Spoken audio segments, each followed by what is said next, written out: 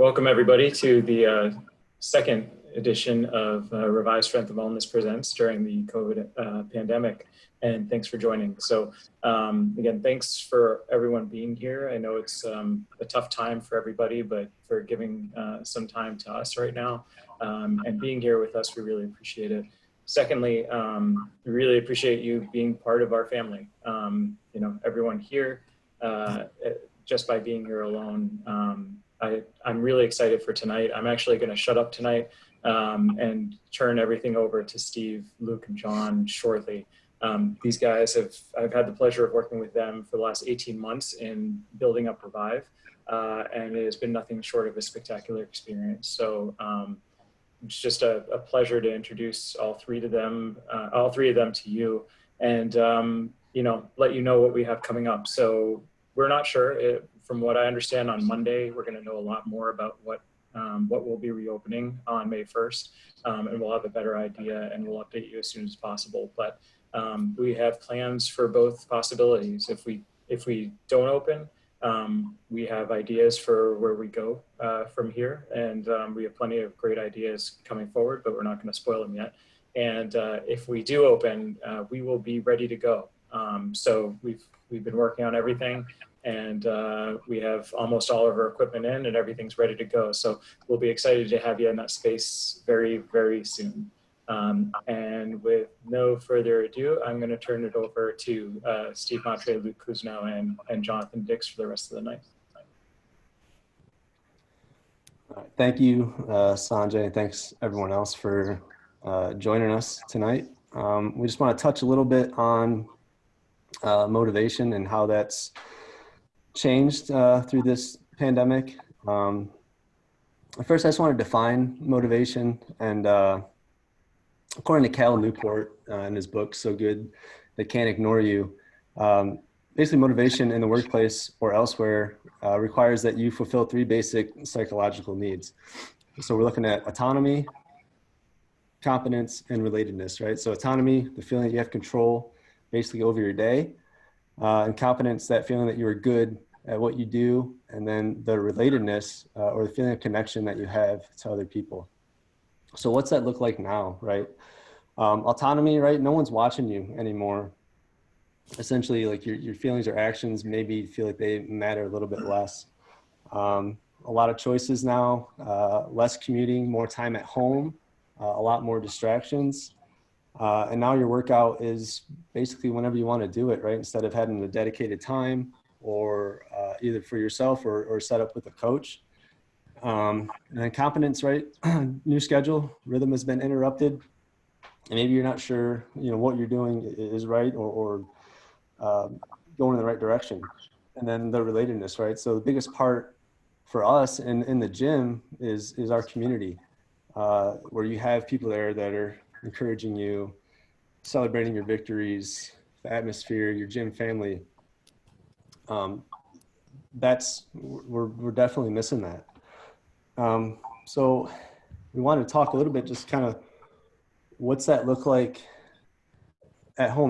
What's a better way to kind of put a spin on this, right? So I had a good quote from Marcus Philly, who's another fitness professional that we all follow and look up to. And he said it best. He said, "Through my daily health and fitness choices, I have the ability to impact not only my mental, emotional, and physical state directly."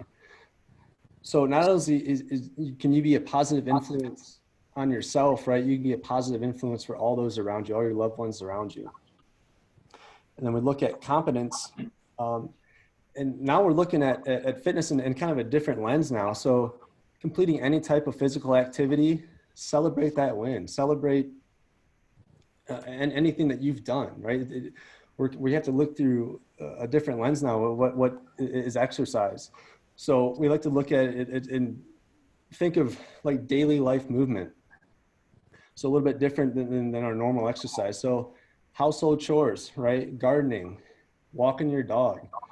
I know and my wife and I like to take our dogs up to French Park and check out those trails.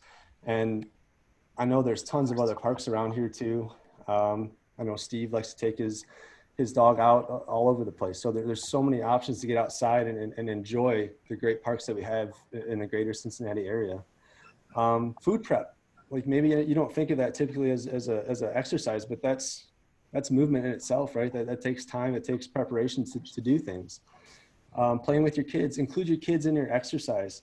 I know I've gotten a ton of cool videos from some of my clients with their kids participating in the workouts that are sent to them. And that's cool. Like just involve them. In my neighborhood, I've watched my neighbors play badminton over their privacy fence. So that's a cool way to keep moving and stay connected within your neighborhood and your community. And now's a great time to learn a new skill. What better time than now, right? And then for relatedness, I know we at Revive, we've had to move everyone to remote coaching. We don't get to see everybody every day. But your coach helps hold you accountable. Your guys' actions matter to us, like we care. Help you gain a little perspective during this time too, and know like what this time means. We're not able to get all the big lifts in that maybe you normally do. And that's okay. But your coach is there to help you provide feedback and validate what you're doing is you're on the right path. And just movement itself, right? We as humans, we're meant to move. We're not a sedentary species. We evolved to move as much as possible. Movement prepares our body to handle food properly, which John will go over in greater detail here shortly. We stop moving, we stop living, we stop repairing, we stop healing, which leads to poor mechanical health, faster aging, loss of physical function and mobility, poor brain function, poor emotional and psychological health, and slower transport of materials around the body, which Steve will talk about here in a second. So, Steve? Yeah, guys, first and foremost, for me, what I've kind of come to realize during this quarantine, that it's kind of given me, the perfect condition to kind of hit the reset button on my own life. It's kind of set my rhythms back, and I've been able to build a strong foundation that's sustainable, that's going to lead me to long-term success, physically and mentally. Sanjay mentioned this to start things off. We are getting close, and we need to realize that this thing is not forever, and we have to continue to take care of our bodies. One of the main problems that I've kind of been hearing, and seeing is that people are finding it hard to dedicate a whole half hour or an hour at a time to complete a workout. A lot of us are working from home. You might have kids that you're obligated to, or you just have a desk job that you can't get away from. You're just so busy and you're so locked up and so involved. One solution that, that I have for that is, it's not the most ideal, but I call it a trigger workout. And it's basically where you're going to split up your workout throughout the day.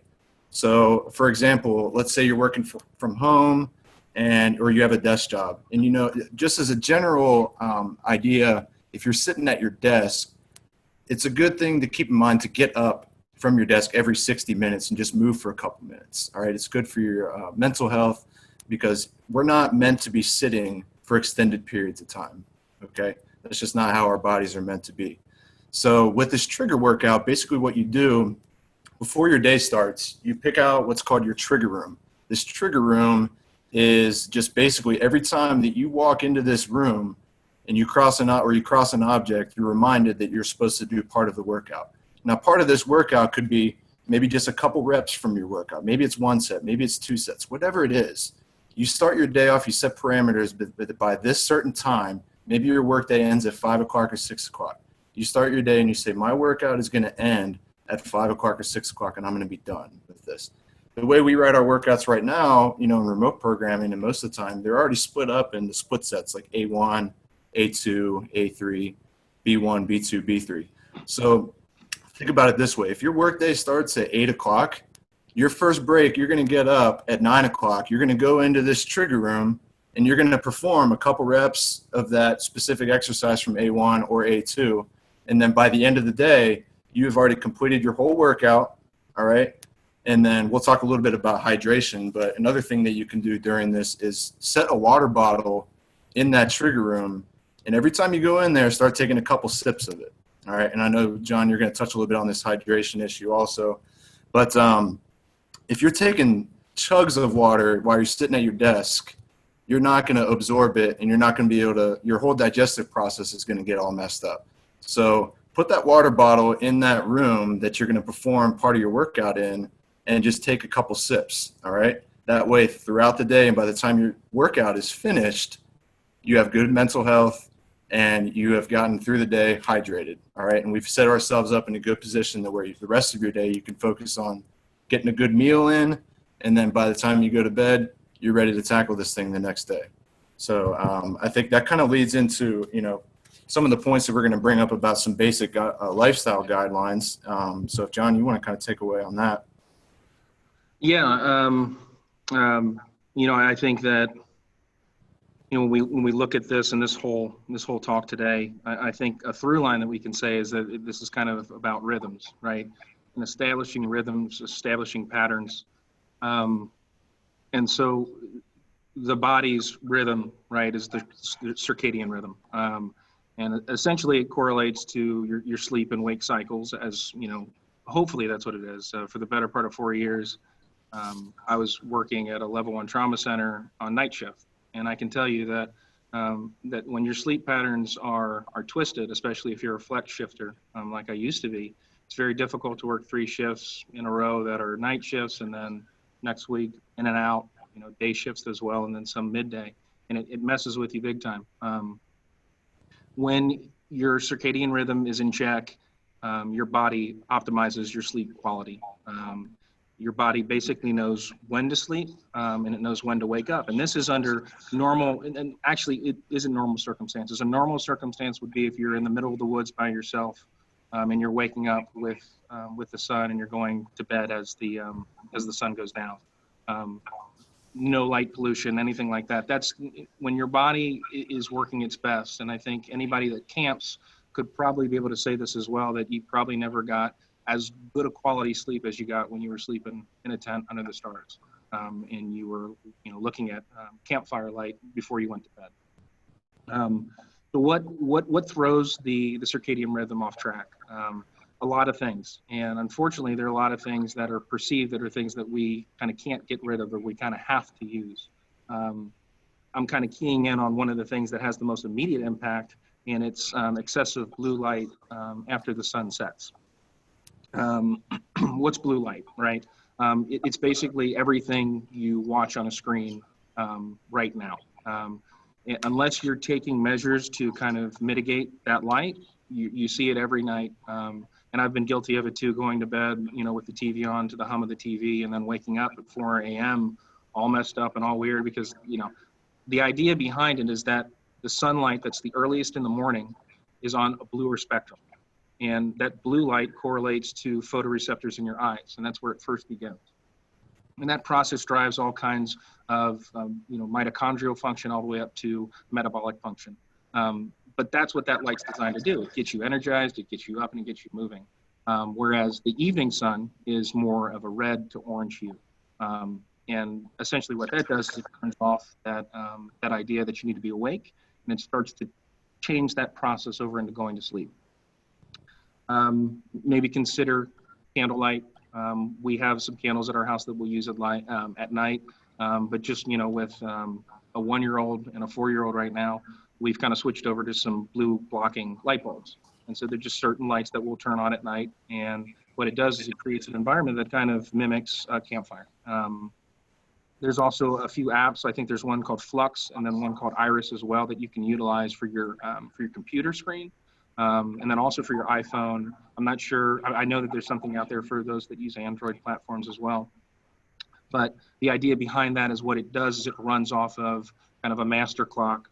And in your time zone, when it gets to that point where the sun is setting, what you'll see is the hue of the screen will change from blue light, and it'll kind of take a rose-colored tint. And as the evening goes on, it gets more and more orange. And John, just to that point, sorry, there's some feedback, but just about the Android, because, so there's a blue light filter automatically on the top of your screen. So if you pull down your options, it's there. I actually leave mine on all day just to minimize the stimulation from my phone in general, so I'm not overly distracted with it. I'm still overly distracted by my phone, but I think I'm decreasing the likelihood of that. It's a very good point. You use what you can use. You know, I'm not telling you to go out and buy the most expensive blue blackened glasses and, you know, blackout drapes and all these kinds of things. But, you know, you're trying to set yourself up for success. It's like everything we do in the gym, everything we do outside of the gym. You just try to make that next right step. And so whatever you can do to kind of trend yourself in that direction, to understand that your sleep quality is so important, I think that we're on the right track. People that are big time coffee drinkers, I am absolutely one of those people that drinks coffee throughout the day. Not only do I like the taste, but it also gives you a little punch, right? But you just have to be careful. Some people are very, very caffeine sensitive. Others, like me, are not very sensitive. And so you need to be kind of careful about when you take the caffeine intake in, because you can mean well and have everything in place at home. But, you know, if you're dropping, you know, a quad espresso, it doesn't really matter what color the light is. You're going to be, you know, you're going to be pinging. But just be careful about the amount of caffeine you're taking in.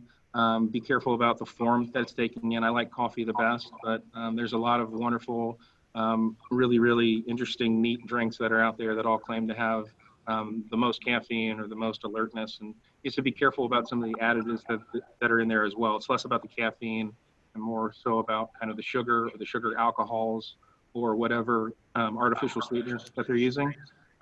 Because it really wrecks gut health, which is something that we're going to touch on briefly as well. You know, Steve kind of touched on it as far as water as well. You know, we want to shoot for about an ounce per body weight. That's the kind of the going what you want to kind of shoot for. And then you can kind of titrate up on that if you have a workout that's really demanding and you're obviously losing some water from that as well. But you just want to make sure that it's water that's taken in, and it's not like you have to like sip this thing like it's fine wine, but you don't have to chug an entire, you know, bottle of water and say, oh, I got all my water in. What it's really going to do is just going to basically go directly to your bladder. You're just going to end up peeing a lot of it out. And so you want to be able to have a nice sustained plateau throughout the day, and then add in as you need. Food hygiene, I think this is something that's so important, and it's something that I wanted to kind of round robin and bring back from the first talk that we had done. But be mindful in the way that you eat your food. You know, everybody, I think, especially in this time where a lot of people are not at work and they're spending a lot more time at home, that idea that you have to kind of eat and run is kind of mitigated for the time being. And it's a wonderful opportunity to be able to, you know, kind of put the phone down, have a meal with your family, and really, really, you know, spend some quality time talking, but also chewing. Chew your food up, because that's the first process in digestion. The saliva breaks down food right there in your mouth, and you're basically priming your food to do the best it can. So chew your food, right? They say 30 times before swallowing. Try to approximate it, right? The next best steps. So if you were, you know, taking a bite of pasta and it was going down in 3 bites, chew it up, enjoy your food. I think you'll find that you like it. You know, the quality of the food, I'm going to bring it back again. Yeah, everybody knew I was going to talk about nutrition, but the research shows high fat, high carb, standard American diets, it blunts the circadian rhythm. It's just flat out. It's got systemic effects on the body clocks that deal with metabolism. And then conversely, what the research is showing us is that diets that are low in processed sugars, low in polyunsaturated fats, and rich in those omega-3 fatty acids, the EPA and DHA, as well as antioxidants, they normalize circadian rhythms. And in doing so, they normalize the gut circadian rhythms. Your meal timing, excuse me. Basically, you know, there's a lot of different schools of thought on here. Like, is it a lot of different meals over the time? Is it one big meal? I think the biggest thing, again, coming back into this, right, it's the rhythm. It's the ebb and the flow. Keep that same rhythm, what's working for you. I think that, you know, erratic eating patterns, I know that there's research on those erratic eating patterns, eating really, really late at night or skipping meals, really, it disrupts kind of the intestinal cell wall. And that's where kind of this whole gut health kind of comes from, right? And so you want some normalcy there. There's a lot of research studies that have looked at kind of time restricting on feeding, whereas you would kind of eat in a window. I'm not saying that people need to go on fasting diets or restrict their eating to this window, but if you're suffering from some things that you think might be derivatives of your gut health, and that can be anything from like poor skin quality, maybe all of a sudden you're breaking out, I know some people, after they eat a diet that might be, or a meal that might be high in sugar or, very simple carbs, all of a sudden they'll get kind of achy joints, maybe a little bit of a rash, some bloating.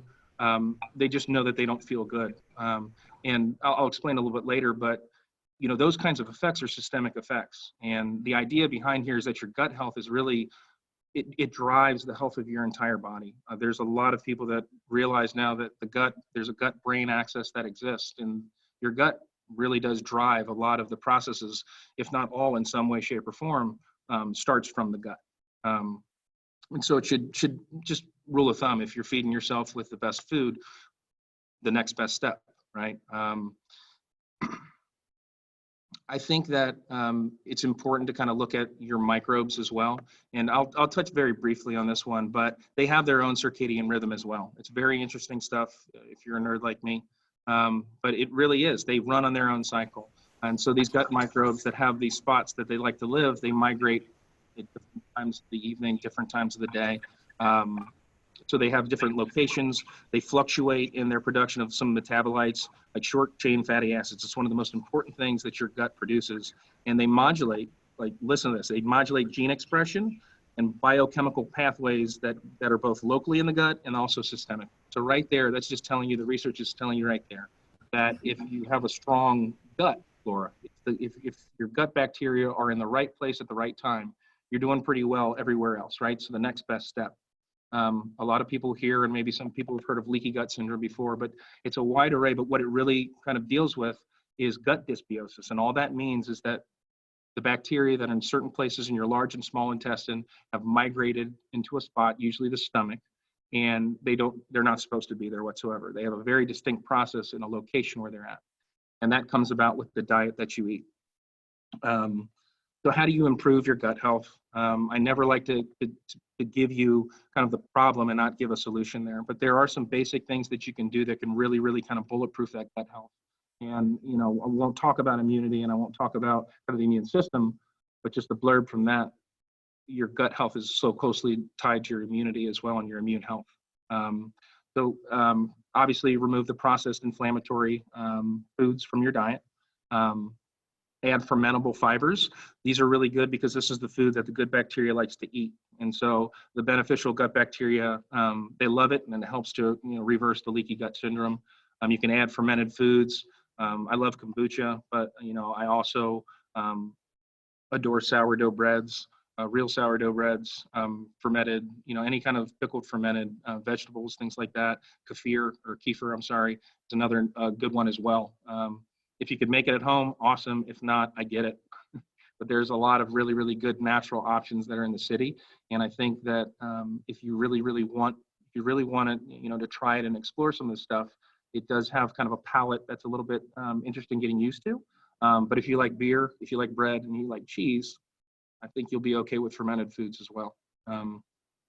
You want to, one of the things I just always like to bring it back in allopathic medicine just a little bit. If you are having some of these symptoms, you can kind of go armed to your physician and you can ask for certain tests. You can just say like, hey, listen, I'd like to get a panel to kind of look at what my gut kind of looks like. And it's called a GI MAP test is what it's called. And it identifies bacterial, fungal, parasitic imbalances and just looks at gut dysbiosis, right? And so if you really think that there's a problem, the science in me always says, let's just kind of test and see what the numbers look like right now, and then we can make the next best step. You want to emphasize healthy sleeping habits. I don't need to go into that. We've talked about that now, but shoot for 7 to 8 hours a day. High quality sleep, of course. And then, the briefest one I'll touch on is develop an exercise routine. These two fine gents have already talked about that. And then also managing your stress, right? It's a stressful time right now. But, try to do stress reduction things, right? What's that look like? It could be yoga, it could be meditation. But oftentimes with everything that's going on right now, you might not have the time or the ability to have that kind of quiet time. Hop outside and just have some mindfulness if you can. I think that's a better way that we like to kind of think about it. You don't need to get to like the sixth realm of, consciousness. What you really need to do is you just need to have that ability to kind of look back on yourself and kind of take that post-mortem for the day and say, really and truly, what were my wins? What were my losses? I'll just be honest with myself. How am I doing? What can I do better? But, obviously give yourself the opportunity to try to mitigate those things that are stressful in your life. Everything right now feels a little bit off, but if there's anything that we found is that it's not all gloom and doom. The numbers with the virus are orders of magnitude lower than we first found out, right? And so I bank on those kinds of things. I bank on the positivity that I want to breed myself. So I don't go into this looking at death rates. I look at survivability. And I think that right now, what we're doing here as a team here at Revive is we're trying to do better than survive, right? We're trying to thrive. And I think that if at the end of the day, we come out of this better versions of ourselves, and it doesn't have to be in like metrics that talk about your lifts. I mean, get it out of your head that these trainers, myself included, feel like you've done something wrong if you're not hitting all these workouts.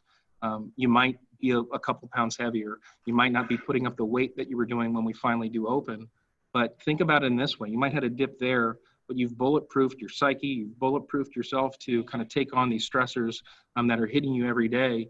And if you don't think that your mind has something to do with getting through a grueling workout that Luke or Steve is doing for you, the mind is everything. Everything. I've seen Luke put up some insane numbers and do it, and I can tell it's a chess match in his head. You got to be on, you got to be there, and you got to be present. I just want to say, thank you everybody for coming out on the computer. But it's John, a sincere pleasure. You mentioned everybody to thrive coming out of this. I just want to touch on that. When this all hit, and there was a lot of people that were scared, and I think it was because a lot of people, and this is a thing that fitness is viewed as today, a lot of people think of fitness as the only activity to promote growth, and that's we think of the gym as you have to be sweating buckets in here to see any kind of success. That we really do tend to forget about the most basic aspects of what really do promote growth, and it's all those things that we touched on today. Right. And I promise you guys that you will thrive coming out of this if you do, spend these next couple weeks focusing on trying to get better at, hydrating, your good food hygiene, moving blood, and, taking those proper recovery protocols that we just mentioned right there. We will come out of this better people. And you will be hitting those PRs that you might have missed before, when we come back into this, if you do practice these things. So, yeah, like John just mentioned, we're going to get at this thing pretty soon. So, and all these things that we touched on here, obviously we're all here for you. So, that's the best thing about having a coach and not just a personal trainer. Your coach is part of your life, and we're here for you. Whatever you're dealing with, we want to be a part of it, and we want to help. So never feel afraid to reach out to us if you have any kind of problem, or if you even have any questions about what we talked about tonight, because we can always personalize or individualize these tasks for each individual that we work with. That's really well stated, Steve. Thank you. And great summary. I actually have a question, and I'm just going to usurp the mic for a second. But John talked about a lot of stuff that will get you okay through this. Do you guys have any thoughts on how people can really chase, really take that next step? There's one thing about making yourself the best it can be, but then what do you do with that energy, that power you have, and how do you guys do it to define, like the title of this is, define your purpose, and explore other things you might be able to do right now? I mean, I think I think it takes a little bit of a leap of faith for some. I think it takes the understanding that, learning something new or progressing might not be linear, and it might not be the easiest thing to do, and that it might be a struggle at first. I'm kind of hit by Luke when he was talking about, do something new, try something new, pick up a new craft, pick up a new skill. The idea is that when you come out of this and we're back and we're working again, that you realize that it's not about the workouts, right? like all we're trying to give you is the understanding that that right now life feels a little upside down, and so the workouts are a way for us to help you manage your stress, deal with these things, and get some of this crazy nervous energy that's building up everywhere right now, because everybody wants this thing to be lifted. And I think that, you know, if we're thinking about this from the terms of maybe anybody else other than our family here, it's a daunting task. But it's not so daunting when you've got people in your corner that truly care about the work that you're doing, not only in the workouts, but also everything else. It's the reason why I'm obsessed about the fitness coach title, because it means so much more than just fitness. There's a coach in there as well. And fitness is a very, very small part of what I do every single day. If I took 24 hours out of the day, I only spend about 2 hours a day doing fitness, right? Everything else is about being an incredible dad, being an incredible husband, you know, working, trying to make my craft better. And that gives me joy. And so if I'm a litmus test for anybody else, use the model technique. The challenge is there. It's certainly easy to sit on your couch every single day and do the same kind of thing. The hard part is realizing that right now life hasn't stopped. It just has not. It's still cranking along. It's just a little different, right? The idea that when we really, really start humping here and we get moving, that you're going to see that, like I said, and I'll say it again, regardless of what the numbers you're putting up, what we would like to see is that you're just a better version of yourself. And that's going to be a more resilient self. That's going to be a more forgiving self. That's going to be a more empathetic self. Those are all the kinds of things that I'm trying to work on myself right now, failing miserably at times and successful in other times. But it's the ebb and flow, and it's the next best step. Don't think about this thing in too grand of a view. There is something to be said about compartmentalizing. So do the next best step. Yeah, for me personally, and for anybody that's known me for the last few years, you know, my biggest thing is I'm always going to try to be 1% better today.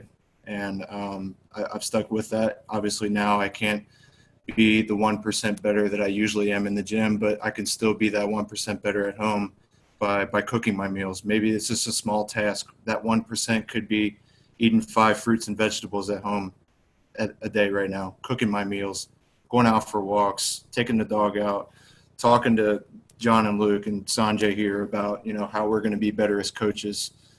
So that for me, you know, I like to do like a reflection in the morning, things that I'm grateful for. And then at night, you know, recap my day and also things that I'm thankful for. And then I kind of set out goals for myself, maybe things that I didn't accomplish today that I wanted to, but I'm going to tackle it tomorrow so that I can continue to be 1% better every day. So just a good good point about like morning and night habits. John and Luke, do you guys have habits that you do every day, or is that more just kind of see how the day goes? Yeah. One thing that really has helped me and worked for me is getting up at the same time every day, setting goals for myself for the week and daily. And I typically go to bed around the same time. So I think maybe the first couple of days I probably stayed up a little bit later than normal, but that got me out of rhythm. So getting up at, 6 o'clock and going to bed around 9 or 10 every day has been very beneficial for me. Another thing too, for everyone now is a great time to get your nutrition dialed in. That's one thing you have some control over, right? What are you eating every day? Learn some new recipes, learn some new meals. I know Stephanie has included myself and my wife in a email chain for new recipes. So we're exchanging recipes via email with other people. So we have other things to try. There's a lot of things that you still have in your control. And my biggest thing I say every day is control what you can control. Don't worry about what you can't. And actually, to dovetail on that, I think all of us, John, we haven't talked about it, but use journals. And I'll tell you that a few years ago, I think a journal, if you told me I'd be using a journal 3 years from now, I'd laugh in your face. But that journaling really is helpful, and you know, morning times, like Steve said, with gratitude journal, and reflection at nighttime is how I use mine. But I also have a weekly journal, like Luke alluded to, kind of just like, where are my goals and where am I going? And I find that the weeks where I don't set my weekly goals, even if I don't hit all those goals that I have, but at least I lay them out, and I have, you know, these posts where my vines can grow up, is what Don Miller, the author, was reflecting on today. Basically, I set the posts and allow the vines to grow, and they will eventually if you set your life around them. And so I'd encourage everyone to use a journal, even if it sounds crazy. Most of these, like gratitude journals or what have you, do come with even instructional manuals. And this is, I didn't mean to make this a plug, but all new clients for Revival, when we open, will receive a Best Self Journal, which is basically going to lay that stuff out for you, and that will be complimentary once you join. So we're really excited to get you guys going with those two, especially if you're not using a journal right now. It makes a huge difference. What was I going to say? I think one of the things that I make myself do every single day is I just make a point that somebody in my life, I'm going to tell them how much they mean to me and how much I care. It sounded a little bit crazy when I first started doing it, but it's made all the difference in my intentions for the day. I never really realized, I've always been kind of a loner, so I can get along just fine, but not everybody else can. And I'm realizing that now with some of my friends that I've talked to and who've stopped by. It's so important for people to know, the ones that you care about, for them to know it and really know it. And the only way that they know it is by reflecting on it and saying it. The journal is also something that I use on a daily basis. That's something that I started way back in 2018 in October. And these guys were all here, but when my daughter was diagnosed with a terminal condition, I was broken. I was just done. I mean, I didn't really know what to do. And that journal, as goofy as it kind of sounded in the beginning, really helped me put a lot of really toxic thoughts on paper. And then when I went back and read it, it helped me really understand what I needed to get rid of, what I needed to spend my time, you know, getting better at. I'm a much different person than I was then, and I will be in another year. But I can tell you without a shadow of a doubt that the journal really, really helps you. And one of the things that's so interesting about it, and probably Sanjay and the guys will agree, it's not really about what you're writing that day. It's more about kind of like looking back on it and then reflecting back through again. And at times I'll go back and just kind of read through, and it helps me to give myself some wins. It really does. It helps me to be able to say, you know what, this last 6 months has been hell, and we have been in and out of children's and studies and pokes and pricks, and this poor kid is just going through it. But then, you know, I have those moments where, you know, I forgot that I wrote something about, you know, my daughter's smile, or, you know, the ability for her to have just unending enthusiasm in the presence of such hard times. And it brings me back. It's like a recharge. So I would encourage everybody to utilize the gift that we have here. It was one of the things that I think that we were most excited about, that over and above anything else, any t-shirts or anything that we're wearing, that's probably the most important thing that we can kind of share. And the coolest thing about journals in general is that you're, other than the ones you show to your coach, which will be voluntary, but journals in general, those are yours. And so John reflects on, you know, his past. I actually have never turned a page back in my journal. I use it to process my thoughts, and and you can use them however you want, because they're yours. And it really helps me do two things, which is process thoughts as I'm going through it. Luke knows that, you know, even this morning, you know, there was a little thing that I had to work through, and I did in my journal, and it clears things up for me. So it helps me clear my mind, helps me realign my purpose, especially when it comes to responding to stuff. And two, as Steve alluded to before, if I don't write down what happened in a day, especially wins, but maybe just the normal stuff that happened, that day has less meaning to me, because there's a lot of special things that happen every day that we forget about very easily. Especially, I'll speak for myself. I forget about very easily if I don't record it somewhere, or if I don't at least reflect on it. And doing a journal helps me reflect on it. It makes my days seem that much brighter in retrospect as I'm looking back on it. It actually kind of makes my life pass by a little slower too.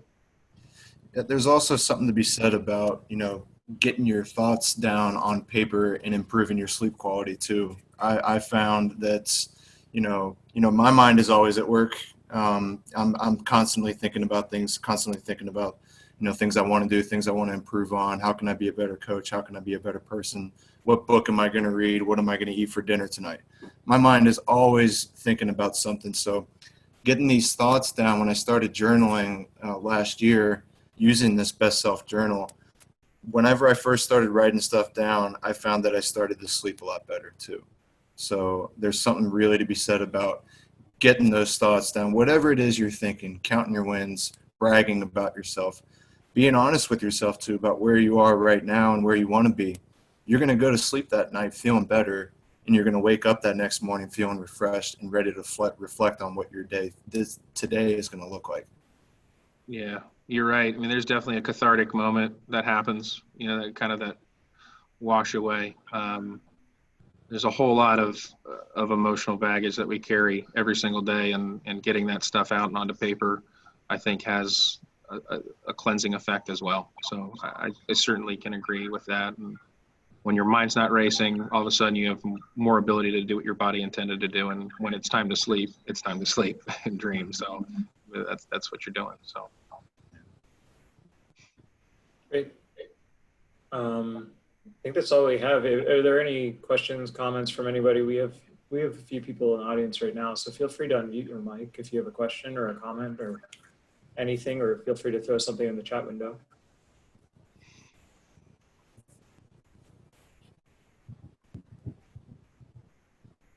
Okay. Then I guess we don't have anything else. Well, thank you everybody on behalf of the rest of the guys. We really appreciate you being here and giving us a chance to share.